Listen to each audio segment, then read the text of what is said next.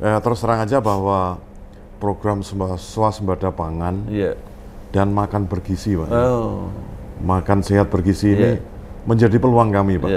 Seolah-olah kami ini merasa rebound lagi, Pak. Gitu, Pak. Karena peluang baru, Pak, ya. Swasembada pangan, kemudian makan sehat bergizi. Nah, ini termasuk kalau tadi swasembada pangan mungkin tadi kita udah cerita banyak, ya. Makan sehat bergizi, Pak. Ini menjadi peluang baru bagi kami, Pak. Kami punya aset mungkin saat ini titik lokasinya aja 2000, Pak. Ini kita akan berdayakan titik aset-aset yang mungkin kita akan optimalisasi sekitar 225 untuk menjadikan SPPG, Pak. SPPG itu Satuan Pelayanan Perbaikan Gizi, gitu, Pak. Itu ini semacam dapur lah, Pak, gitu, Pak. Ini kita akan maksimalkan sehingga kalau dari sisi optimalisasi kita akan dapat revenue baru, Pak. Telah terbit secara cetak dan digital, Majalah Kampus Indonesia edisi Desember 2024. Pada edisi ini terdapat wawancara khusus dengan Mendikti Saintek, Satrio Somantri Brojonegoro, 75 tahun Universitas Gadjah Mada. Profil beberapa alumni kebanggaan UGM. Wawancara dengan Direktur Dewan Eksekutif BAN PT. Juga profil beberapa kampus yang telah mendapat akreditasi unggul. Untuk informasi dan pemesanan, dapat menghubungi kontak yang ada di video.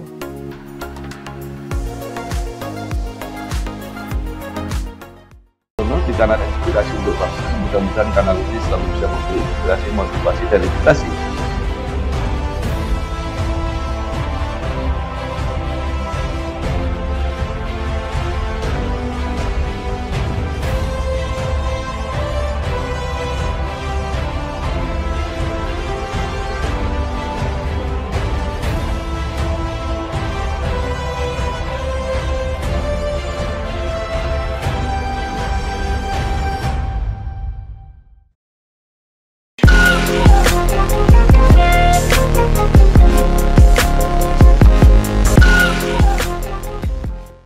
Assalamualaikum warahmatullahi wabarakatuh. Waalaikumsalam warahmatullahi wabarakatuh. Ya, bersama saya Bambang Sadono di kanal Inspirasi Untuk Bangsa. Mudah-mudahan kanal ini selalu bisa memberi inspirasi, motivasi, dan edukasi. Kami memang sedang mempersiapkan beberapa video wawancara Pak, untuk membahas program swasembada pangan yang dicanangkan oleh Pak Presiden Prabowo Subianto. Jadi menurut rencana selain akan kami tayangkan di media digital, juga akan kami muat di majalah Politik Indonesia edisi Januari 2025. Nah, tentu saya sekarang merasa beruntung karena bisa secara langsung, Pak. Saya biasanya wawancara secara Zoom, walaupun lebih efektif, lebih produktif dengan Pak Sis Apik Wijayanto. Nah, luar biasa. Bapak Direktur Utama PT RNI Persero dan Holding Pangan ID Food. Nah, mungkin Bapak bisa mulai bercerita sedikit aja atau secara singkat perjalanan karir Bapak hingga sampai sekarang. Iya, Pak. Ya, terima kasih Pak Bambang Sadono yang telah hadir di ID Food dalam rangka untuk mencari informasi terutama yang masih hangat dan menjadi program prioritas pemerintah, yaitu swasembada pangan, Pak, ya. Jadi kalau tadi ditanya saya backgroundnya apa, ya terus terang aja saya selama ini 34 tahun itu background saya terutama di banking, Pak, di banking industri, Pak, ya. Saya selama ini juga sudah karir awal diawali di BRI, Pak, sampai terakhir itu untuk jabatan karir, Pak, ya. Itu saya sampai pemimpin wilayah di Jakarta, kemudian saya ditugaskan oleh Kementerian BUMN pemerintah dalam hal ini menjadi direktur di BTN, Pak. Lalu setelah dari BTN saya ditugaskan kembali ke BRI, Pak, balik lagi ke BRI. Di situ saya menjadi direktur institusional banking dan hubungan lembaga juga, termasuk pernah menjadi direktur konsumer juga. Setelah itu saya pindah ke BNI, Pak, menjadi Direktur Institutional Banking dan terakhir menjadi Direktur Enterprise dan Commercial Banking. Nah, tahun ini mulai bulan Mei kemarin Kementerian BUMN menunjuk saya sebagai Direktur Utama di ID Food, Pak, sebagai holding BUMN Pangan, di mana kami saat ini mempunyai 16 anak usaha, Pak. 16? Iya. Ya. Mungkin bisa ceritakan sedikit, Pak, mengenai 16 ini, terutama yang besar-besar. Ya, 16 anak usaha ini terutama semuanya bidang food, Pak, ya. Jadi ada yang mungkin yang besar-besar, Pak, ya. Yang besar itu adalah PT Raja Wali 1, itu di industri di gula di Jawa Timur, itu punya 3 pabrik gula, Pak, 2 pabrik gula di Malang, Krebet Baru 1, Krebet Baru 2, kemudian di Madiun, Pak, ada PG Rejo Agung, kemudian ada PT Raja Wali 2, itu di Cirebon, Pak. Itu di Jawa Barat, tepatnya di situ ada 3 perusahaan pabrik gula, yaitu PG Sindang Laut, kemudian ada Jati 7, dan Tersana, Pak. Nah, ini memang kita juga akan kembangkan pabrik gula yang lainnya di Subang. Nah, kemudian juga ada Candi Baru, Pak, PG Candi Baru di Sidoarjo. Jadi mungkin dari omset kami ini terbesar ada di gula, Pak, 45% dari total aset itu di gula, Pak. Di luar itu ada industri hulu yang lain, Pak, seperti sawit ada, tapi nggak terlalu besar, ada teh juga ada padi, ya mungkin nanti ke depan ini akan kita fokuskan, SHS itu akan menjadi pusat benih nasional, Sangyang Sri, Pak. Sangyang Sri, ya. Terus ada perikanan, Pak, Perindo, kemudian juga ada Raja Wali Lusindo bergerak di bidang distribusi pangan dan alat kesehatan juga. Kemudian ada PT Berdikari bergerak di bidang poultry dan ruminansia, Pak. Ya mungkin kalau ada kebutuhan ayam, ada kebutuhan telur, ada kebutuhan daging, ada di Berdikari, Pak. Ada lagi yang mungkin PT Perdagangan, Pusat Perdagangan Indonesia, Pak, PT PPI. Ini juga kontribusinya juga dalam hal distribusi makanan dan juga barang-barang perdagangan, termasuk ekspor impor, Pak. Kita juga melalui PT Perdagangan, PT Pusat Perdagangan Indonesia ini, Pak. Jadi yang lain kecil-kecil, Pak, mungkin size-nya di bawah 100 miliar lah untuk omsetnya setahun. Tapi yang besar itu tadi, Pak. Itu, Pak. Baik, mungkin kalau dikaitkan dengan program swasembada pangan ini, mana, Pak, di antara grup ini yang paling berperan besar? Ya, ke depan yang dianggap penting yaitu terutama difokus di benih, Pak, ya. Pemerintah sekarang ini sedang menyiapkan swasembada pangan, ya. Terutama pangan ini kita harus menggali juga agar bisa terjaga swasembada, maka tentu ini kan kalau namanya swasembada kan tidak ada impor lagi, Pak, ya. Nah, ini bagaimana menjaga produksi sehingga terpenuhi di dalam negeri.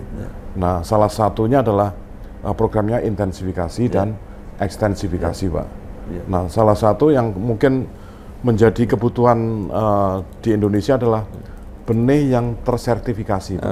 Karena selama ini benih tersertifikasi ini masih sekitar 50% lah, Pak, yang digunakan. Nah, ini kalau memang bisa dimaksimalkan, ini bisa meningkatkan produksi, ya, Mbak. Benih tersertifikasi di luar program intensifikasi yang lain, ya, seperti pengairan, kemudian juga pupuk yang memang tepat waktu, tepat jumlah, kualitasnya juga. Ini juga saya pikir ini bisa meningkatkan produksi pertanian dan tentunya harapannya bisa menjadi swasembada pangan, Pak, di tahun mudah-mudahan 2024 ini arahan dari Pak Menko Pangan, kita tidak impor beras lagi, Pak, untuk sehingga harapannya adalah kalau kebutuhannya sekitar 32, sekarang ini produksi kan 31, Pak. Kalau nanti dengan intensifikasi dan ditambah lagi ekstensifikasi, Pak, yang akan dilakukan pemerintah ini, ya ke depan yang diharapkan oleh Pak Presiden, saya yakin ini bisa tercapai Pak. Ya. Gitu, Pak. Bisa jadi surplus malah Pak ya. Surplus Pak, ya. Dan harapannya adalah Indonesia betul-betul menjadi lumbung pangan karena melihat dari kondisi alamnya juga dari sisi pengairan Pak. Contohnya adalah masih saat ini masih banyak juga yang panennya adanya 1 kali, 2 kali. Harapannya kalau pengairannya sudah bagus, ya bisa 3 kali Pak. Nah ini kan bisa meningkatkan produksi juga. Nah, kemudian juga dengan hasil ekstensifikasi Pak ya, yang rencananya 1 juta hektar di Merauke, kemudian juga ada food estate di Kalimantan. Ini saya yakin Pak bahwa pemerintah betul-betul bertujuan untuk meningkatkan swasembada pangan ini Pak. Ya. Gitu, Pak. Jadi tadi Sangyang Sri itu khusus di benih saja atau produksi juga Pak? Ya, jadi saat ini kan produksi padi Pak ya, produksi padi dengan kemampuan saat ini ada kita punya 3.200 hektar di Sukamandi Pak. Nah memang saat ini karena waktu itu harga benih ini kurang stabil atau mungkin kurang menguntungkan sehingga dialihkanlah ke padi Pak waktu itu. Tetapi dengan komitmen Kementerian Pertanian saat ini, kami akan fokus ke benih Pak di Sukamandi ini Pak, 3.200 hektar ini. Dan bahkan kami juga punya 42 unit UPB Pak ya, unit pengolahan benih Pak. Di seluruh Indonesia ada 42 unit. Ini akan kita lebih maksimalkan Pak. Memang ada mesin-mesin yang belum optimal Pak. Nanti akan kami rehabilitasi atau mungkin kita perbaiki sehingga kita nggak perlu 42, tapi mungkin cukup 29 saja. 29 unit ini saya yakin bisa memenuhi kebutuhan pemerintah nanti ke depan Pak. Memang saat ini adalah sekitar 10.000 ton lah produksi benihnya Pak ya. Tapi ke depan di tahun 2025 itu yang dicelin oleh Bapak Mentan, kita bisa memproduksi benih itu 75.000 ton Pak. Ini saya memang ada benih peralihan juga Pak.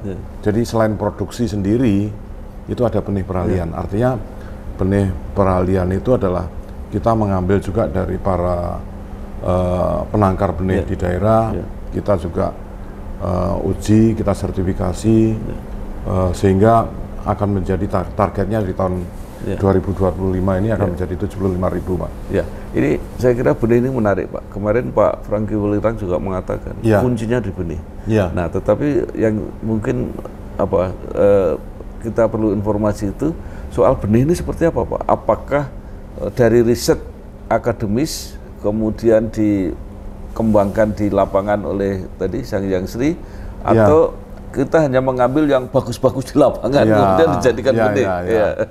Jadi Kementan sendiri kan sudah punya standarisasi Pak ya. Jadi benih apa yang menjadi andalan saat ini yang produktivitasnya baik dan juga dari sisi serangan hama akan lebih rentan Pak ya. Dan juga menghadapi cuaca juga lebih rentan. Ini ada produksi yang mungkin sudah distandarisasi oleh Kementerian Pertanian. Itulah yang pertama kami akan maksimalkan dulu Pak. Nah, ini IR Inpari 32 ya. Inpari 32 ini akan kita tingkatkan Pak. Inpari ini akan kita tingkatkan terutama untuk menjadi andalan ke depan Pak. Dan nanti ke depan mungkin kalau ada BISW Pak ya, Balai Benih juga dari Kementerian Pertanian, kita juga kolaborasi Pak dengan mereka, termasuk juga dengan perguruan tinggi Pak. Baik. Nah sedikit mungkin yang bisa diceritakan. Dulu Sangyang Sri itu kan perusahaan yang sudah hampir tidak produktif atau mungkin sekarang kondisinya seperti apa? Jadi gini Pak, Sangyang Sri ini mungkin dulu saya ceritakan dulu Pak ya. Sangyang Sri itu hasil merger antara Perhutani, Pak. Ya. Maaf, Pertani ya. PT Ya, Pertani ya. PT Pertani. PT Pertani dengan PT Sangyang Sri, Pak. Ya. Nah, dari hasil merger tersebut, akhirnya PT yang dipertahankan adalah Sangyang Sri. PT Sangyang Sri, Ya. Pak. Nah, dulu memang ada industri yang Pertani itu juga ada alat-alat pertanian, Ya. ada ya industrinya juga mungkin juga apa semacam hama ya, obat-obatan hama dan lain sebagainya, ada penggilingan padi ya yang mungkin kurang efisien lah, sehingga di merger dan saat ini menjadi Sangyang Sri, Pak ya, PT Sangyang Sri ini. Nah, Sangyang Sri itu punya lahan yang cukup banyak juga, Pak ya, juga punya infrastruktur yang saya tadi ceritakan. Ada 42 UPP di seluruh Indonesia, dan ini akan menjadi kekuatan kita ke depannya. Nah, sekarang ini memang dengan hasil merger itu kita masih belum menunjukkan yang sehat benar, Pak ya. Makanya kita saat ini program dari Kementerian BUMN untuk melakukan rencana penyihatan perusahaan, Pak. Jadi ada program RPP, ya ini salah satunya adalah PT Sangyang Sri ini yang kita akan sehatkan, Pak. Tapi tahapannya sehat ini sudah mendekati final, Pak. Jadi tahun ini targetnya PT Sangyang Sri ini sudah memberikan profit, Pak. Gitu, Pak. Ya. Luar biasa. Sehingga ke depan sudah siap di tahun 2005 sudah lari, Pak. Gitu, Pak. Nah kemudian Raja Wali RNI ini memang salah satu andalannya adalah gula. Gula, ya. Nah, gula ini selain masih banyak harus imporannya belum bisa swasembada, itu kan selalu jadi kontroversi setiap kali ada impor, ada raw sugar, dan sebagainya. Nah, ini seperti apa kira-kira ke depan? Ya, ke depan dengan memang saat ini kan kita memang kurang, Pak ya, untuk produksi dalam negeri, untuk pemenuhan di dalam negeri sendiri kurang, Pak ya. Untuk gula konsumsi sendiri sesuai dengan neraca pangan itu kita 2,5 juta ton, Pak. Ya. Nah, saat ini untuk kebutuhan untuk mencukupi itu masih kurang, Pak, sehingga masih diperlukan impor. Ya. Nah, ke depan dengan salah satu program adalah intensifikasi dengan perluasan lahan, ya saya yakin bisa, Pak. Sebagai contoh adalah bahwa di ID Food, Pak, di ID Food itu tahun lalu, tahun 2023 produksi gula kita 261.000 ton, Pak. Ya, tahun ini kita bisa berhasil mencapai 306.000 ton, Pak. Artinya kenaikannya 17% ya dibanding tahun lalu. Ini saya pikir ini masih punya peluang untuk meningkatkan, karena kita juga akan bekerja sama dengan Perhutani, Pak ya, untuk kita manfaatkan lahannya, karena masih banyak, Pak, peluang-peluang dengan kerjasama dengan Perhutani untuk memperluas lahan itu.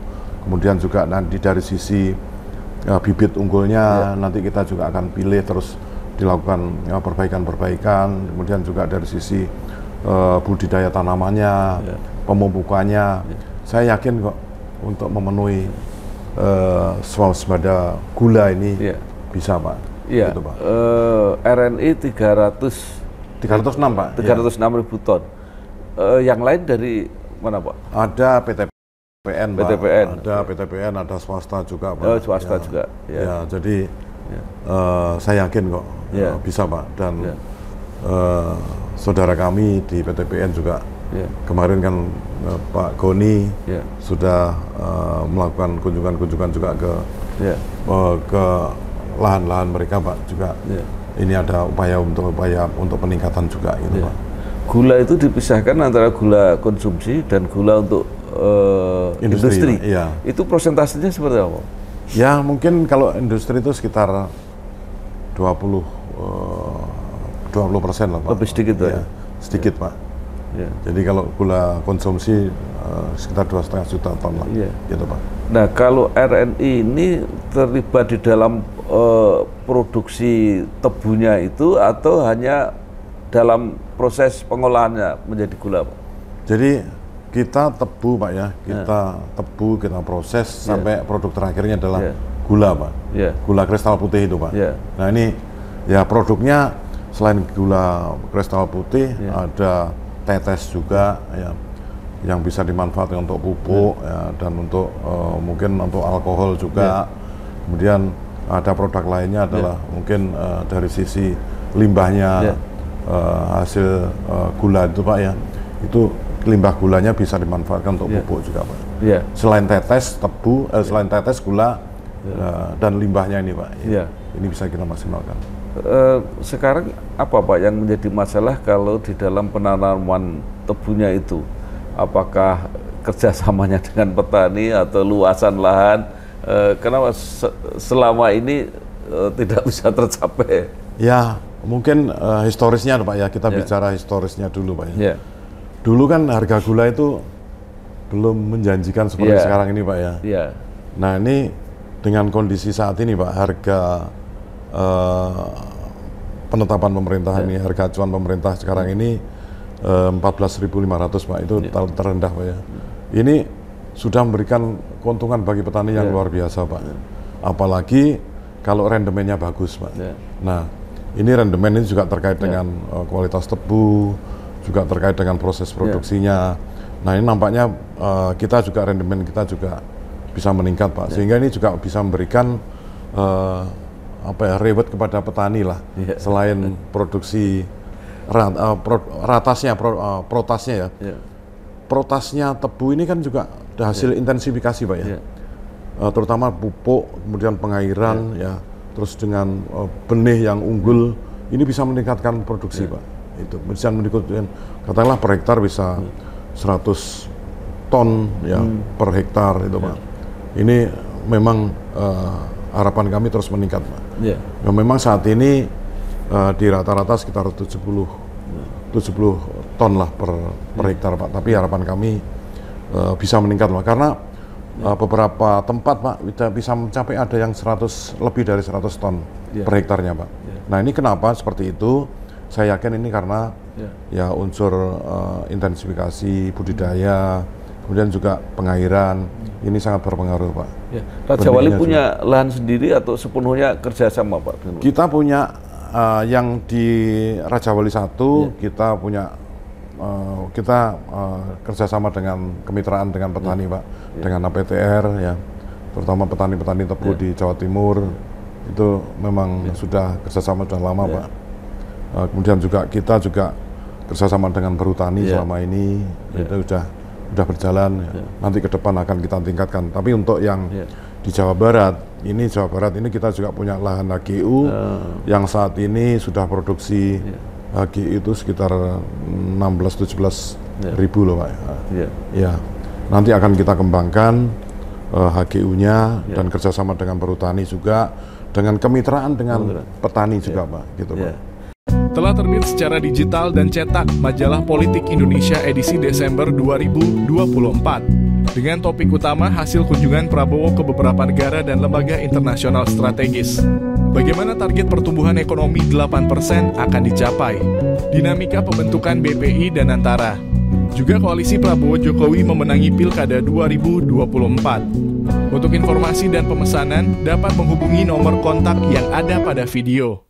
Ada yang menarik, Pak, yang Pak, selalu jadi perbincangan petani, itu adalah soal randemen. Kenapa bisa beda-beda satu pabrik gula dengan yang lain, sehingga petani itu sering boyong gitu ya. Kalau sana tinggi boyong gitu, Pak.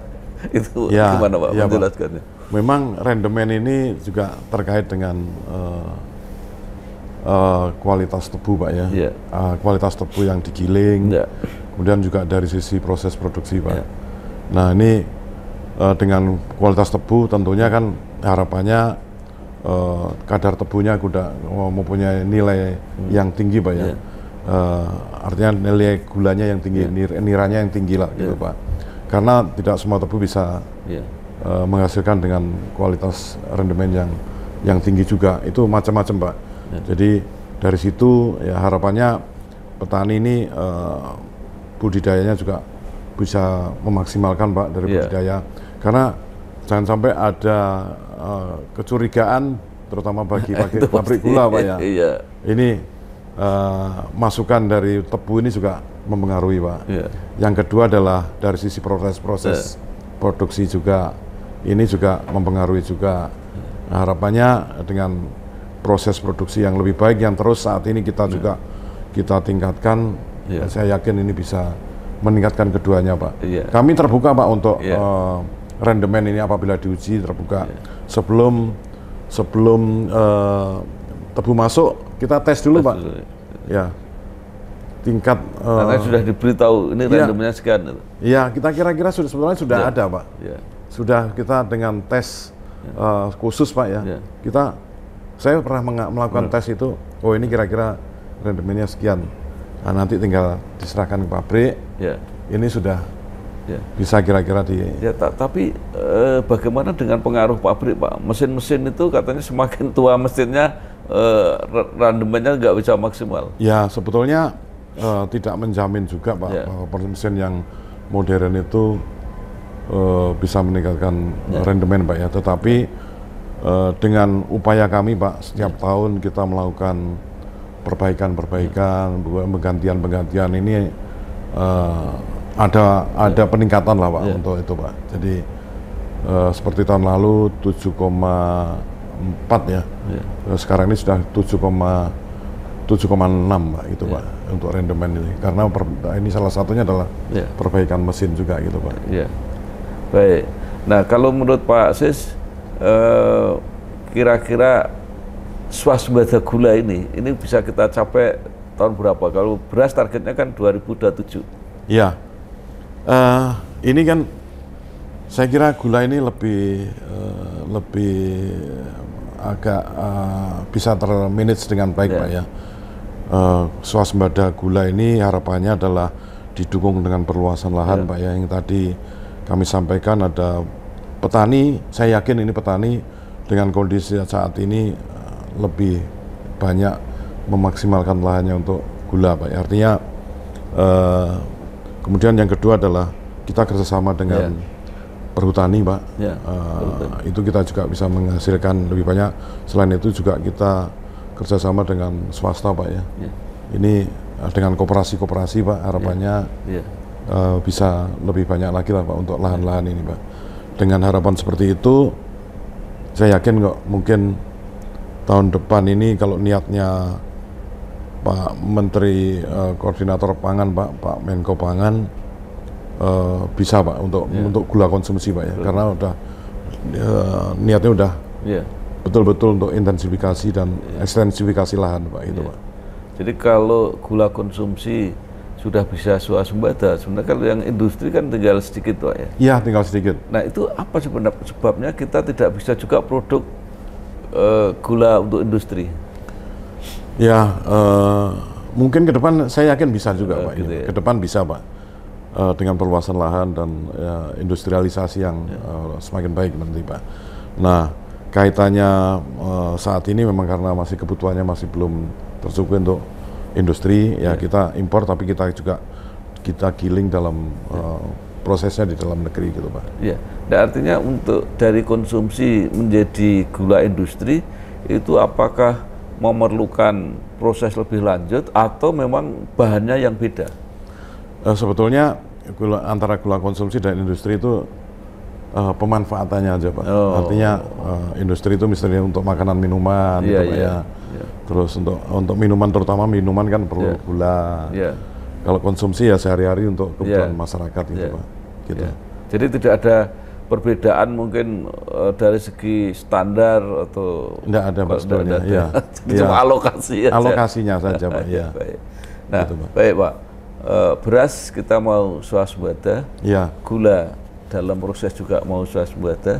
Yang menarik ini kan garam Pak. Kita ini kan sering jadi ejek-ejekan, masa dengan luas laut kita seperti itu kok garam bisa impor. Nah itu mungkin bisa cerita Pak soal garam ini sebetulnya ini kan dibanding ada garam industri dan garam konsumsi juga Pak ya.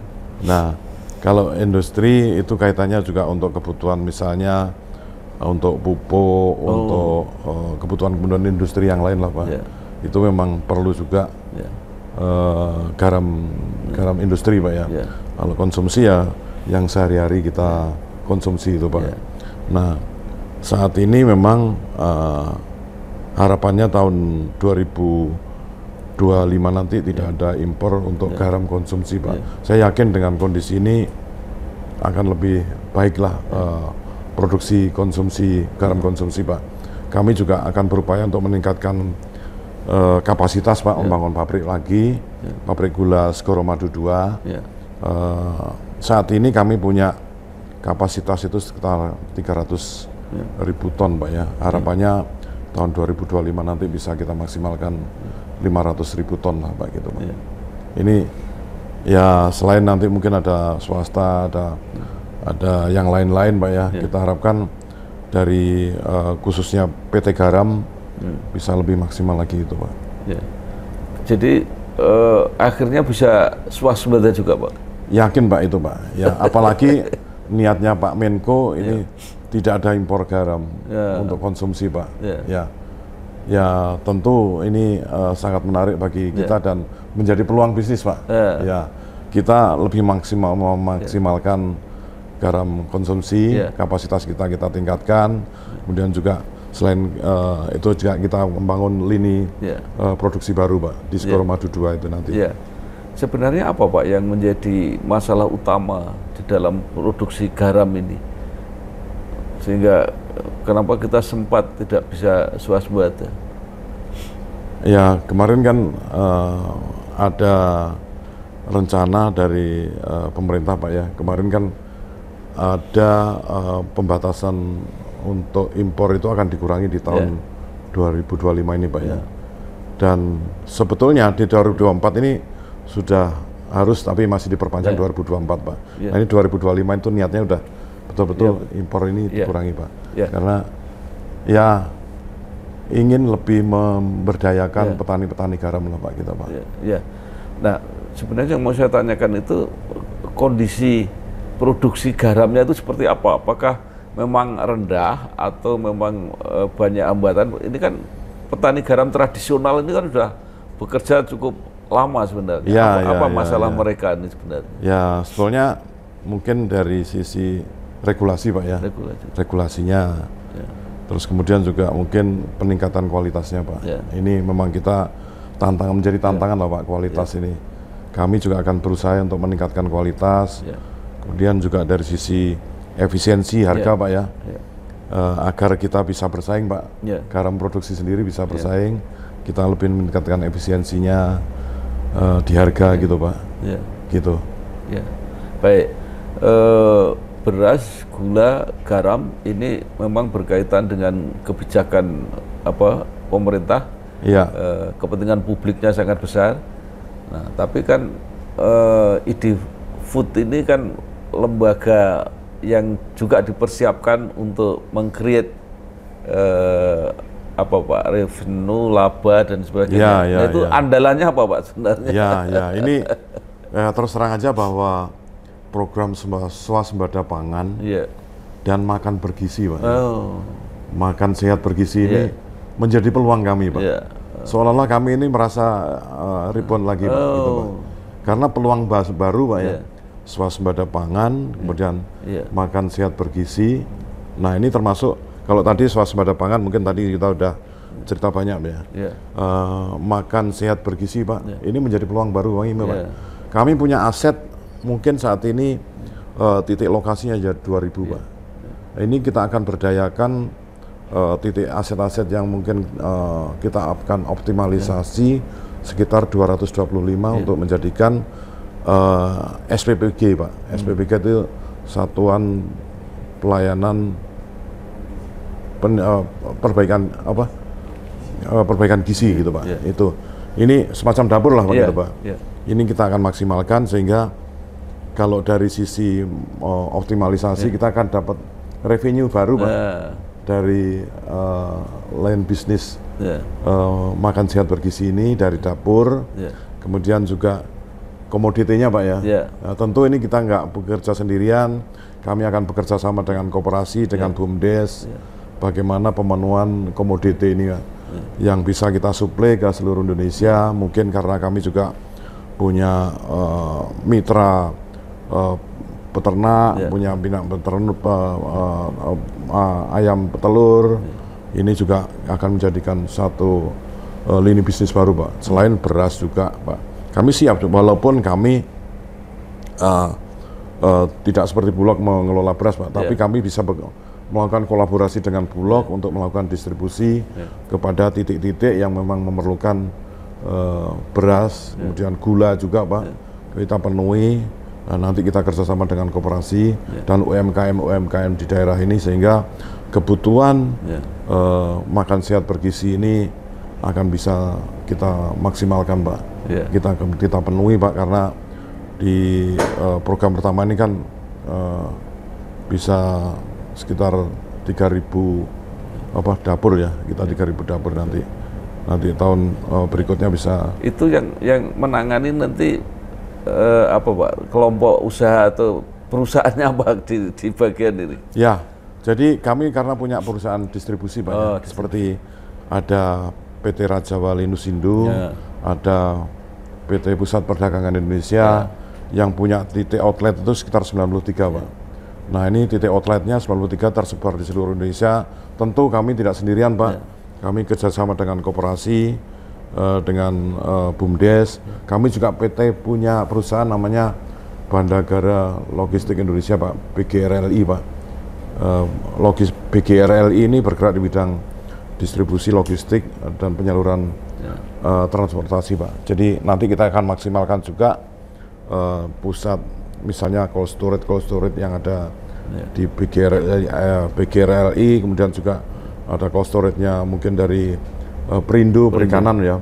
Ini kita maksimalkan untuk bagaimana kita bisa memenuhi komoditinya makan sehat bergizi ini ke seluruh Indonesia gitu, Pak. Ini memang betul-betul menjadi peluang bisnis bagi kami. Ya, harapan kami kita bisa lebih optimal, Pak. Kemarin waktu kami meeting dengan BOD anak perusahaan, Pak, ya, kami sudah sampaikan bahwa ini seolah-olah kita betul-betul mempunyai peluang baru, terlahir kembali, Pak. Iya, Pak. Reborn, kekuatan kami RNI sebagai holding pangan ini reborn dengan adanya program pemerintah swasembada pangan dan makan sehat bergizi ini, Pak. Gitu. Saya optimis, Pak, bahwa kita bisa growth lebih tinggi lagi ke depan, Pak. Dan kita juga nggak sendiri, Pak, ya. Kami harus bekerjasama dengan koperasi, dengan GKSI juga, sampai susunya, Pak, ya. Bahkan kami dengan GKSI itu sudah MOU, Pak, untuk pemenuhan susu, distribusi susunya, Pak.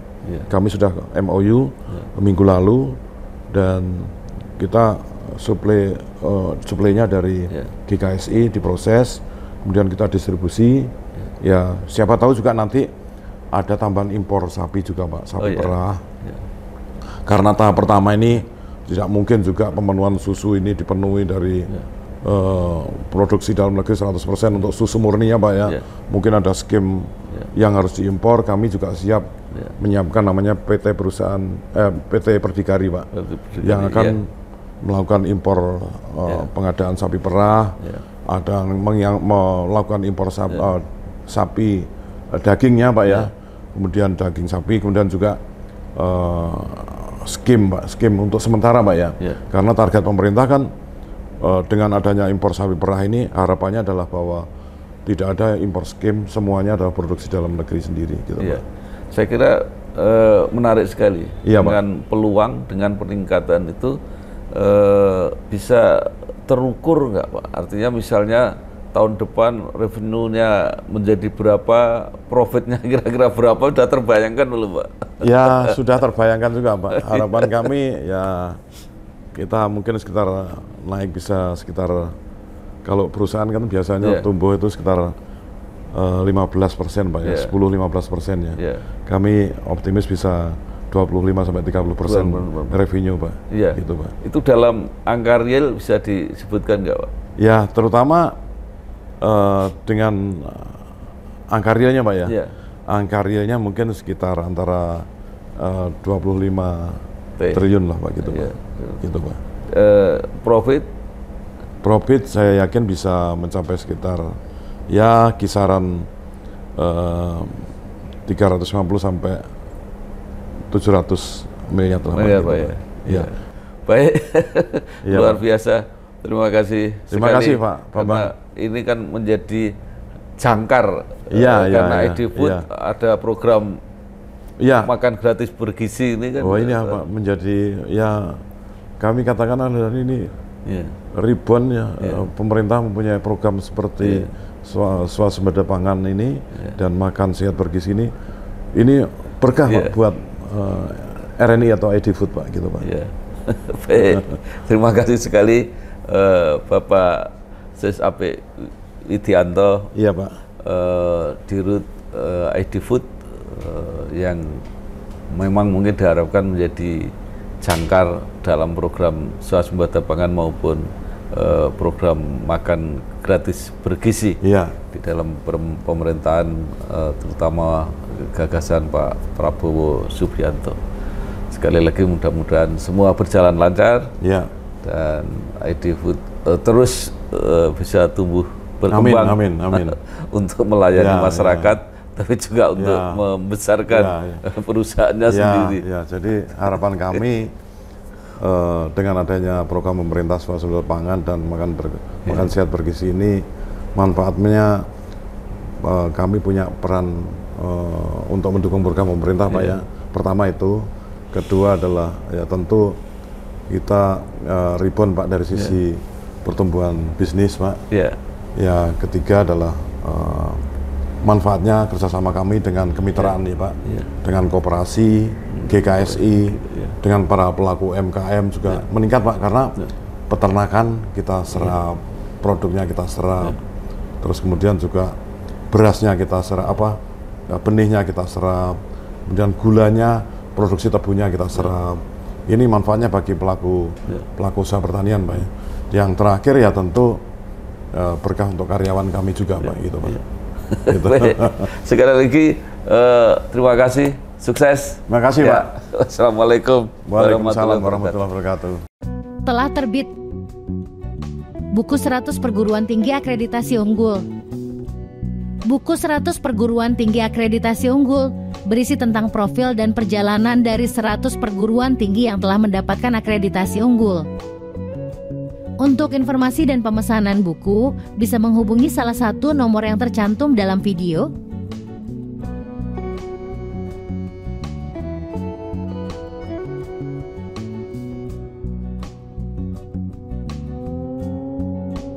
Di kanal Inspirasi untuk Bangsa, mudah-mudahan kanal ini selalu bisa memberi inspirasi, motivasi, dan edukasi